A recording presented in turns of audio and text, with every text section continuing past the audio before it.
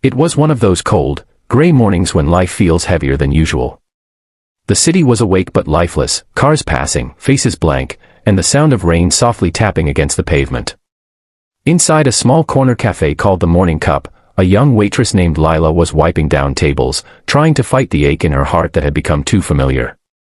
Her world had been filled with struggle, working double shifts to pay off her mother's medical bills, skipping meals to save money, and pretending to smile at customers even when tears burned behind her eyes. She had grown used to being invisible, just another waitress in a red uniform, serving strangers who never even remembered her name. Before we continue this emotional story, take a moment. If you believe that kindness can change lives and second chances still exist in this world, please like this video, share it with others, and subscribe to Kindness Thread. Every click spreads a little more hope. That morning, as Lila stepped outside to dump the trash, she saw an old man struggling across the wet sidewalk, clutching two heavy brown suitcases. His gray hair was soaked, his hands trembling as he tried to balance himself. People walked past him without even glancing his way, each too busy with their phones or their own lives. Something inside Lila couldn't ignore it. Without thinking twice, she ran toward him, holding an umbrella over his head. The old man looked up, startled, his glasses slipping down his nose. "Sir, let me help you," she said softly, taking one of the bags from his shaking hand. He tried to protest, but she insisted, guiding him carefully to a bench outside the cafe. She went inside, brought him a cup of hot coffee, and refused to let him pay for it. As he sipped, his eyes filled with quiet gratitude. Lila didn't ask who he was or why he was out there alone, she just smiled, the kind of genuine smile that comes from a good heart. Before leaving, the old man held her hand and said, "You remind me of my daughter. The world still has kind souls like you."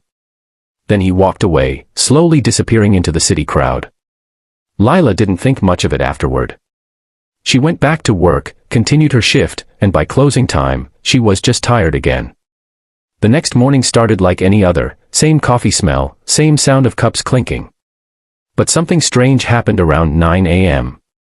Four tall men in black suits stepped into the cafe. They looked like bodyguards, broad shoulders, serious faces, and earpieces in their ears. The chatter in the cafe died instantly. Lila froze behind the counter, her heart pounding. One of them looked directly at her and said, "Are you Lila Hart?" Her voice trembled as she nodded. The men gave a small nod to another, who walked outside. A minute later, a long black car pulled up in front of the cafe. Everyone inside stared, whispering. Lila's hands shook. She thought maybe she was in trouble. Had she done something wrong? Was this about the customer who didn't pay yesterday? The suspense was unbearable. Then, the car door opened, and out stepped the same old man she had helped the day before.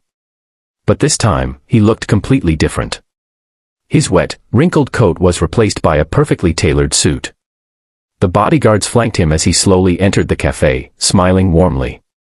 Lila's jaw dropped. The old man approached her counter, his eyes kind and glistening. "Miss Lila," he said in a calm, strong voice that commanded respect, "you helped me yesterday when no one else did. I didn't tell you who I was because I wanted to see how people would treat me when they didn't know my name." The entire cafe was silent. Everyone's eyes were fixed on them. "My name," he continued, "is Edward Langston. I own this entire block, including this cafe." Lila couldn't speak. She just stared at him, stunned. The old man smiled again, his eyes full of warmth. "You didn't help me for money or recognition. You helped because that's who you are. And that," he said, "is something the world needs more of." He handed her a small brown envelope. Inside was a check, written in her name, for an amount that made her knees weak. Enough to pay off her mother's hospital bills, and more. Tears welled up in her eyes as she looked at him. He gently placed a hand on her shoulder. "Consider it a thank you, not a reward. You didn't just carry my bags, you carried the weight of kindness in a world that's forgotten it." Then he turned to the cafe manager and said, "Give this young woman the day off. She's done enough work for now."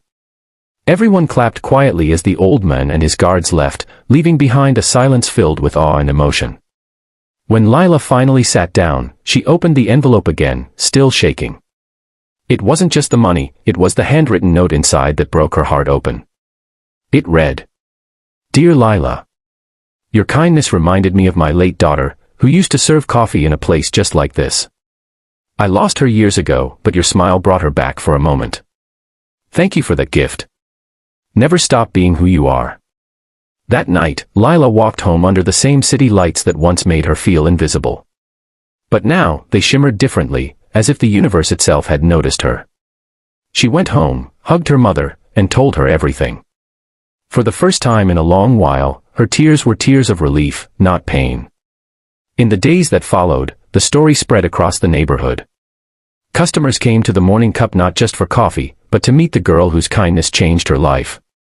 The cafe became busier, brighter, and somehow warmer. And Lila, still humble as ever, kept serving with the same smile, never forgetting that one small act of compassion can ripple farther than we can imagine. Weeks later, she received another letter from Mr. Langston.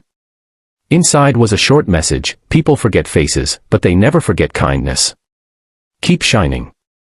Attached was an offer for a scholarship in hospitality management, fully paid.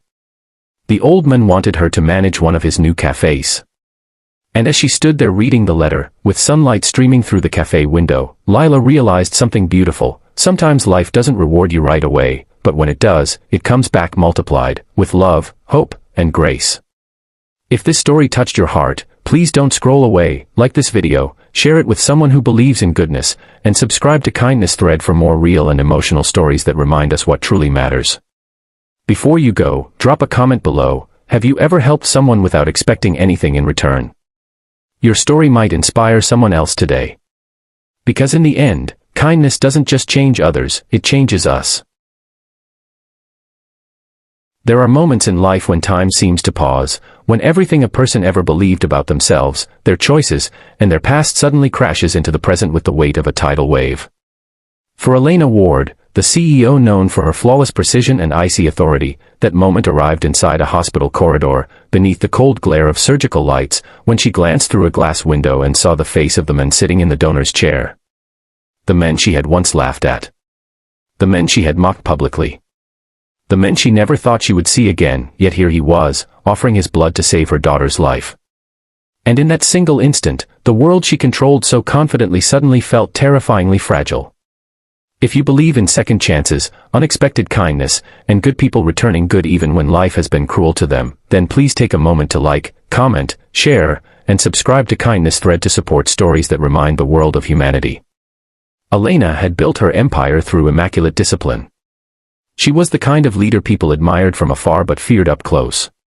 Her schedule was perfect, her appearance flawless, and her reputation cold and untouchable. But the one piece of warmth in her life, the one thing that softened the hardened lines of her face, was her 8-year-old daughter, Mia. The little girl with curly hair, bright eyes, and a smile that could shatter her mother's corporate armor. Mia was Elena's grounding force, the reason she pushed so hard, the reason she sacrificed sleep, friendships, and even her own softness. But all of that was ripped apart on a rainy Thursday morning when Mia collapsed at school. Elena had been in the middle of a meeting when her phone vibrated urgently. The voice on the other end was trembling, panicked, telling her there had been an emergency. By the time she arrived at the hospital, Mia lay unconscious, hooked to machines, her tiny body looking fragile beneath the tangle of tubes and wires. Doctors rushed around, murmuring words Elena struggled to process. Severe blood loss. Internal complication. Immediate transfusion needed. Rare blood type.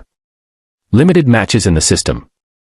Elena, usually composed, felt her confidence collapse like glass under pressure. The moment the doctor told her they hadn't found a compatible donor yet, her world cracked in a way no business failure ever could. While a frantic search continued, a nurse informed her that a man had arrived, someone who had been called because his records showed a high compatibility match. Elena barely cared who the donor was at that moment. All she cared about was Mia. She signed the consent papers with shaking hands and clutched her daughter's small fingers as tears rolled silently down her cheeks. The doctor assured her the donor had agreed. Elena whispered a thank you into the chaotic air, not knowing to whom she owed this moment of hope. When she finally stepped into the hallway, needing air, needing something to hold on to, she glanced through the glass window of the donor room. Her breath caught. Her heart stopped. Her hand flew to her mouth as if trying to contain the shock that surged through her. She knew him. Liam Hart. The single dad she had belittled a year ago in front of an entire cafe. She remembered everything, the spilled coffee, her anger, her dismissive words about people who can't manage their lives, and the way he had stood silently, absorbing all of it while holding the small hand of his daughter. Elena had walked away that day with a sense of superiority. She had never imagined that same men would one day be sitting quietly under the fluorescent lights, willingly giving something that could save the only person she loved most. Liam, wearing a faded work uniform, sat calmly as the nurse prepared the equipment. His posture was steady, but his eyes carried the exhaustion and quiet resilience of someone who had lived through storms most people never saw. Elena's chest tightened as guilt clawed its way through her. She had mocked this man. She had dismissed him as insignificant. And yet here he was, showing a level of humanity she had failed to show him. Unable to stop herself, Elena took a step forward and watched him. She saw the tape on his arm, the slow drip of blood filling the bag that would be used for Mia. She saw sincerity in his expression, not resentment. No recognition of her past cruelty. Just a man doing something selfless because he believed it was right. Liam had been a single father for 4 years, ever since the loss of his wife left him raising their daughter, Lily, alone. Life had been unforgiving, but Liam never complained. He worked long hours as a repair technician, took on extra shifts, skipped meals when money was tight, and still managed to attend every school play, every parent-teacher meeting, every moment that mattered to Lily. His world was small but filled with love, a love he protected fiercely. He had been called to the hospital after Lily's routine blood test had flagged Liam as a rare match in the National Donor Registry. Without hesitation, he had rushed over, not knowing who the recipient was, only that a child needed help. For Liam, that was enough. When Mia finally stabilized after the transfusion, Elena was allowed to sit beside her sleeping daughter. Relief washed over her in waves so strong that she felt weak. But beneath the relief was a heaviness she couldn't ignore. She owed her daughter's life to a man she had hurt deeply. Hours later, when Liam stepped out of the donor room, still pale but steady, Elena approached him. She felt small in that moment, not as a CEO, not as a powerful figure, but as a flawed human being struggling to swallow her pride. She tried to apologize, tried to thank him, but the words tangled in her throat. Liam simply nodded, offering a gentle smile, the kind that held no grudge, no bitterness. He assured her that any parent would have done the same. Then he left, disappearing into the quiet evening with the same humility he had carried into the hospital. In the days that followed, Elena couldn't shake the memory of his kindness. She found herself wondering about his struggles, about Lily, about the kind of men who gave so much while expecting nothing in return. For the first time in years, Elena felt something unfamiliar, the desire to be better. To be kinder. To be someone her daughter could admire not just for her success, but for her heart. As Elena watched Mia slowly recover, she realized that life had given her a chance, not just to thank Liam, but to rewrite who she was. She decided she wouldn't waste it. She reached out to him again, not as a CEO, but as a mother humbled by grace she hadn't deserved. And what began as gratitude slowly turned into an unexpected bond between two parents who knew struggle, sacrifice, and the power of unconditional love. If this story touched your heart even a little, please take a moment to like, share, and subscribe to Kindness Thread so these real and emotional stories can reach more people. Before you go, please comment below, kindness changes everything. The grand ballroom shimmered under golden chandeliers, and every corner of the corporate event echoed with laughter, clinking glasses, and whispers of promotions and power. In that glittering world of polished shoes and perfect hair, a single man stood quietly near the entrance, his suit clean but modest, his expression calm yet unreadable. People brushed past him without noticing, assuming he was just another junior staffer or an outsider who accidentally walked in. No one even thought to greet him, because in their minds, he didn't belong there. They saw him as invisible. What they didn't know, what none of them could have imagined, was that the man they ignored so casually was the silent architect of everything they celebrated that night, the secret owner of the company about to finalize an $800 million international deal. And the moment they chose to humiliate him would be the turning point that revealed who truly deserved respect, and who never did. If you believe in kindness, humility, and second chances, take a moment to like, comment, share, and subscribe to Kindness Thread. Your support helps these real-life inspired stories reach more hearts. The evening progressed with a prideful energy. Executives boasted about their contributions, department heads exaggerated their achievements, and young professionals tried to impress the room with their confidence. But beneath the polished surface, arrogance floated like a heavy cloud. And it didn't take long for that arrogance to find a target. When the young woman in the emerald dress spotted the quiet man standing alone, she smirked and whispered to her friends. They laughed as if they'd discovered something amusing. To them, he looked like someone who wandered in without permission, someone beneath them, someone unworthy of this glamorous environment. One of them, emboldened by wine and ego, stepped closer and made a show of teasing him, pretending to offer him a drink only to pull it back with a mocking smile. The room noticed, and instead of stopping her, many joined in with careless laughter. The man did not respond. He simply looked at the floor, took slow breaths, and remained still, his silence misread as weakness. When the woman finally tipped the glass and let the red wine pour over his head, the crowd gasped, and then laughed harder. The crimson liquid dripped down his face, onto his suit, staining the collar and fabric as murmurs filled the room. They thought they had reduced him to a joke. They thought the humiliation would make him walk out in shame. But he didn't move. He didn't raise his voice. He didn't flinch. It was as if he had known all along what kind of people they were behind their polished smiles.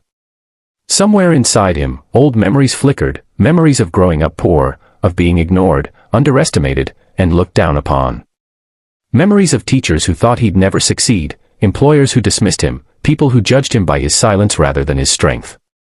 But those memories had shaped him, not broken him. They had fueled his determination to build something great, something that could never be taken from him. And that is exactly what he had done. Only a few people in the entire company knew who he really was. He preferred to stay hidden, quietly steering decisions, quietly supporting those who deserved chances, quietly removing those who mistreated others. Tonight, he had chosen to attend the event unannounced to observe the company culture in its rawest form. What he witnessed was worse than he had expected. And yet, strangely, in that moment of public humiliation, he felt not anger, but clarity. The mask had been lifted from the faces of people he had trusted with leadership. And their cruelty told him everything he needed to know. When the CEO finally entered the room and saw the scene, his expression shifted from confusion to shock to horror. He rushed toward the silent man, addressing him with a respect that made the entire hall freeze. Whispers spread instantly. Something was wrong, terribly wrong. Why was the CEO speaking to this nobody with such urgency? Why was he apologizing so desperately? And why was the quiet man suddenly the center of the room's fearful attention? The truth arrived like a thunderclap. Someone recognized him. Someone whispered his title. Someone else gasped loudly enough for the room to hear. And in seconds, shock rippled through the crowd as everyone realized the man they had just humiliated was the unseen majority shareholder of the entire corporation, the very person whose signature alone could finalize or destroy the $800 million contract everyone had been celebrating. Silence crashed over the hall. Faces turned pale. The woman who had poured the wine felt the blood drain from her body. Her smile disappeared, replaced by trembling hands and regret that came too late. People who had mocked him moments earlier now tried to hide behind others, pretending they hadn't participated. But he had seen everything. And more importantly, he had seen who stepped forward to offer him a napkin, who looked horrified instead of amused, who tried, however timidly, to stop the humiliation. Those small acts mattered to him more than any apology that would come after the truth was revealed. The CEO begged him to speak, and slowly, he lifted his head. The room held its breath. What he said was simple, not loud, but filled with a gravity that shook everyone to the core. He did not threaten them. He did not boast about his ownership. He talked about humanity, about how people reveal their true character not when dealing with those above them, but those they believe are below them. He explained that tonight had shown him the heart of the company in a way no document ever could. And in that revelation, he had found both disappointment and hope, because among the cruelty, there were still a few who showed compassion, who tried to help him even when they believed he was powerless. The consequences that followed over the next weeks were fair, not vengeful. Those who had mocked him lost their positions, not because he sought revenge, but because a company built on respect could not be led by people who lacked it. Those who had stepped forward with kindness were promoted, trusted, and supported. The woman in the emerald dress publicly apologized, not for her career, but because she realized the depth of pain her arrogance had caused. And the men, still preferring to remain silent and unseen, continued shaping the company with the same principles that had guided him all his life: dignity, kindness, and strength that does not require noise. If this story touched your heart, please like, comment, share, and subscribe. Your support helps inspire more people around the world. Before the story ends, I have one special request: comment, "Respect is priceless," if you believe true character shows when no one is watching. And so, in that unforgettable night of spilled wine and exposed pride, an entire company learned a lesson they would never forget: greatness isn't loud, power doesn't need to shout, and the worth of a human being can never be measured by appearance, wealth, or status. It is measured by the kindness they show, especially when they think no one is watching.